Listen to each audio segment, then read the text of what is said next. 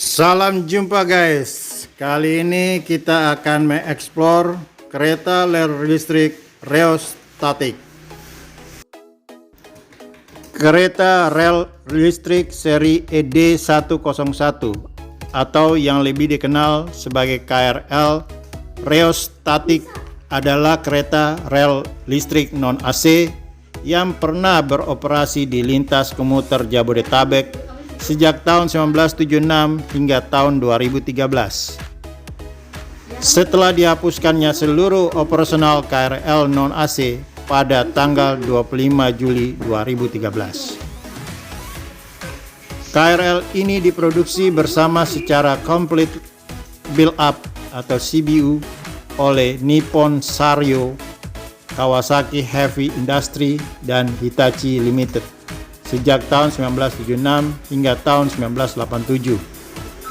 KRL dengan jumlah 120 unit ini menggunakan teknologi rheostat. Kereta ini terbagi menjadi dua tipe, yakni rheostatic mid steel keluaran tahun 76 sampai 84 dan rheostatic stainless steel keluaran tahun 86 sampai 87. Kereta ini didatangkan bersama KRD MCW 301302 dan dibuat oleh pabrik yang sama. Oleh karena itu, desain bodinya cukup mirip. Desain kereta ini juga cukup mirip dengan KRL di Jepang, yaitu KRL JNR seri 101 dan 103. Kereta ini menggunakan teknologi rheostat karena selain saat itu teknologi copper belum banyak digunakan, namun juga untuk mengurangi biaya pembuatan. Teknologinya juga mirip dengan KRL JNR 101-103 yang di Jepang tersebut.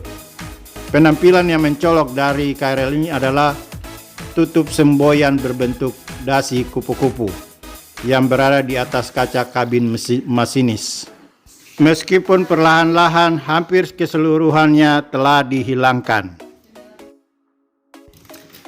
KRL ini juga merupakan salah satu KRL ekonomi yang handal karena jarang bermasalah bila dibandingkan dengan KRL ekonomi lainnya seperti KRL BN Holek. KRL ini juga tidak memiliki masalah dalam suku cadang. Hal ini terbukti bahwa masih banyak KRL rheostatik yang beroperasi sampai akhir masa dinasnya. Seluruh unit KRL ini berada dalam perawatan Balai Yasa Manggarai, serta tersebar di beberapa depo di Jabodetabek. KRL ini terkenal sebagai KRL paling legendaris sepanjang sejarah karena sudah lebih dari 37 tahun menjadi tulang punggung KRL di Indonesia.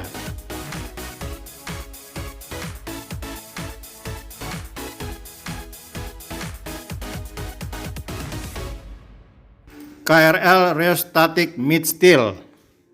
KRL ini awalnya menggunakan warna merah di bagian bodi dan kuning di muka KRL pada awalnya sampai dengan tahun 1990. Tahun 1991 seiring perubahan status perusahaan kereta dari PJKA ke Perumka, KRL ini dicat merah biru dengan garis putih seperti kereta api ekonomi lokal atau jarak jauh, dengan wajah berwarna merah dan logo Perumka di wajah KRL serta pintu berwarna putih.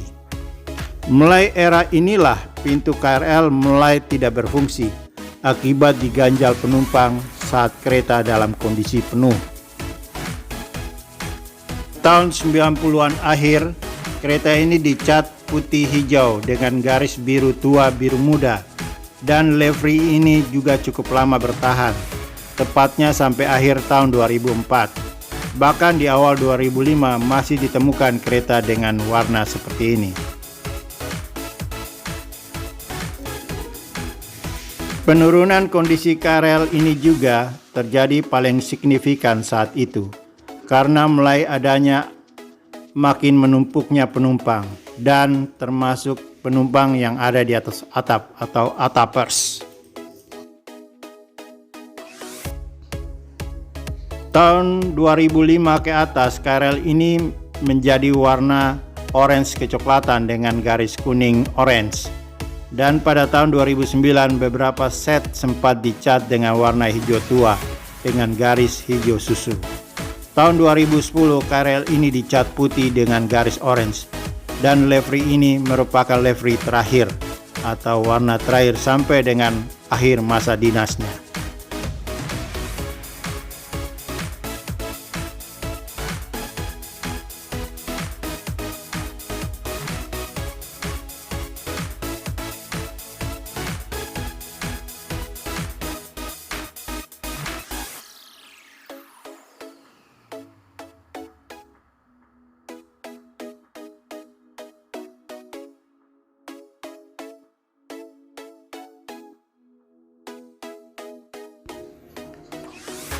KRL Rheostatic Stainless Steel.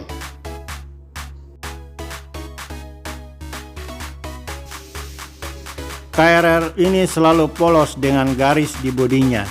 Pada awal beroperasi, KRL ini menggunakan garis merah dengan logo PJKA di wajah KRL. Di era Perumka, KRL ini menggunakan garis biru muda, putih, biru tua untuk kelas eksekutif dan bisnis, dan merah putih biru pada kelas ekonomi mulai tahun 1991 sampai dengan 2000.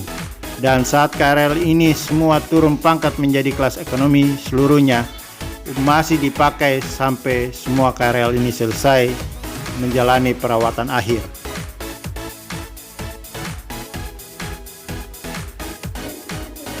Di era PT Kereta Api Indonesia, awalnya KRL ini menggunakan garis kuning orange kemerahan, kemudian orange kuning, lalu merah kuning, dan terakhir merah kuning dengan wajah KRL berwarna putih sampai akhir masa dinasnya.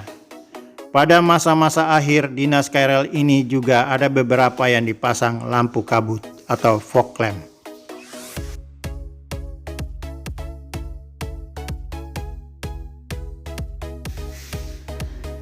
Itulah sedikit informasi mengenai kereta legendaris yaitu KRL Rheostatic.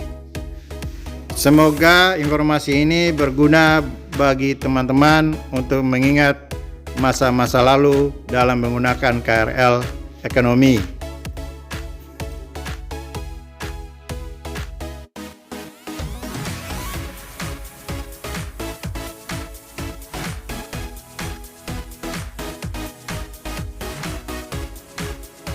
Terima kasih sudah menonton video ini ya guys, dan jangan lupa subscribe serta share ke media sosial lainnya. Thank you.